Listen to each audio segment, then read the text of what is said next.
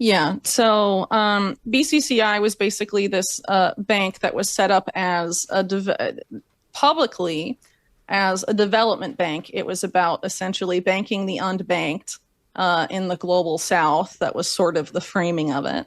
But in reality, that bank had been set up by the CIA, and it was involved in all sorts of things, including laundering profits for arms trafficking, drug trafficking. It came under scrutiny as part of the Iran-Contra scandal. And of course, it collapsed in 1991 and was the subject of a Senate report that I would encourage people to read because it is really quite scandalous.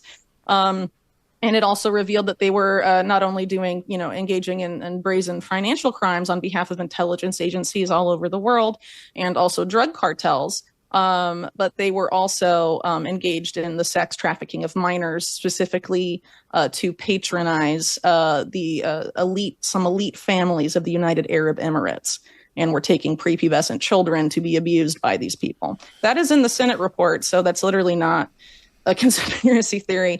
It was written. It's an official Senate report based on official evidence brought before the Senate. Okay, so it's a very significant story. Almost no one remembers it because it was essentially covered up by William Barr when he was Attorney General the first time. And he was also, of course, engaged in pardoning and sort of washing away related scandals to BCCI, like the Promise Software scandal of the same era, and also Iran-Contra, all of that essentially happening in 1991. So a lot of people don't remember that history, unfortunately. So, and looking at an entity like Tether, I have argued in a series I co-wrote with my colleague Mark Goodwin called The Chain that you can find on my website, Unlimited Hangout, that one of the co-founders of Tether and some of the other people involved in early Tether appear to have significant intelligence ties. Some of them, like Brock Pierce, have ties to pedophilia scandals that happened in the early 2000s. Tether since then has come under fire for being not transparent about its reserves, among other things. And it has also been memory hold its role in the FTX scandal, where you had Alameda Research being very involved with, the Tether supply and helping it maintain its peg, among other things. And if we, of course, know now that FTX was involved in all sorts of financial misconduct, for lack of a better word. To put it nicely. Yeah. Yes. And, Solana, which has been responsible for these pump and dump meme coins, among other things, was also very closely tied to Sam Bankman-Fried. He's been called one of the main reasons behind its rise in popularity, for what it since has become. And there's no shortage of examples of sort of pump and dump meme coins that have sort of rugged people of a lot of money, and what has that money ultimately led to, and who was ultimately responsible for that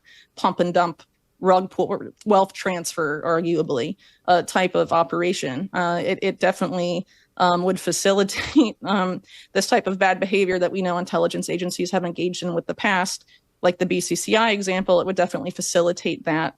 And the fact that you have these types of connections there, I think is certainly worthy of examination. And Tether notably has a lot of the same rhetoric that BCCI once used, the idea of, banking the unbanked, for example. But they're very willing to seize people's money on behalf of the U.S. Treasury.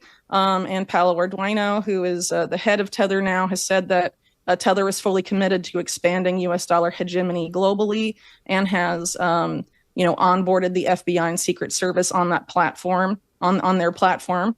And that essentially makes it a digital arm, you could argue, of the U.S. government. And when you also consider this military manual that was published by WikiLeaks, well over a decade ago, they referred to basically the dollar and some of these style of financial institutions, particularly in the global south, that help propagate it globally, particularly in the global south, as sort of financial weapons of U.S. empire. And it's very possible, and I think, I think an argument can clearly be made that Tether is sort of facilitating that. specifically in economies that have become unstable or have very unstable currencies. And some of that is partly due to U.S. sanctions. Some of it is due to these entities that have been called financial weapons of U.S. empire, like the IMF and the World Bank. And then their currencies are unstable. They're covered in, they're trapped in this debt slavery model, which is a big reason for in many cases, for a lot of the economic instability, and people are being onboarded onto the digital dollar, onto Tether, as a way to be able to preserve their wealth. But ultimately, it's kind of a way to globalize the dollar and covertly dollarize a country without formally dollarizing it, in the way that places like Ecuador and El Salvador were formally dollarized. And if you consider the outsized role, including in the digital asset space, in sort of its formation and the infrastructure for it, of some of these currency speculators, and the role of currency speculators in the past, we can point to in the 90s, George Soros, or arguably people like, Jeffrey Epstein, if you're familiar with my work, having a role in, crushing local currencies. If that were to happen today, and there's no reason to think that type of currency speculation like, Soros style in 92, for example, doesn't happen today, I'm sure it does, then the end result could easily be people just sort of onboarding to the dollar, particularly a form of the dollar that is surveillable, seizable, and ultimately programmable. And those were the same concerns that a lot of Americans have had about central bank digital currencies. It's not necessarily that the money would be issued by the central bank, because money is issued by the central bank now. Right? It's about the concern that it presents to liberty, because it's surveillable, programmable, and seizable. And I think Tether checks all of those boxes ultimately. And really, any sort of digital dollar that the U.S. ultimately approves, which is very likely in the Trump administration, at his speech at the Bitcoin conference last year, said no CBDCs, but was very bullish on stablecoins, on dollar stablecoins, which are a major purchaser of U.S. treasuries, for example, and help service the U.S. debt.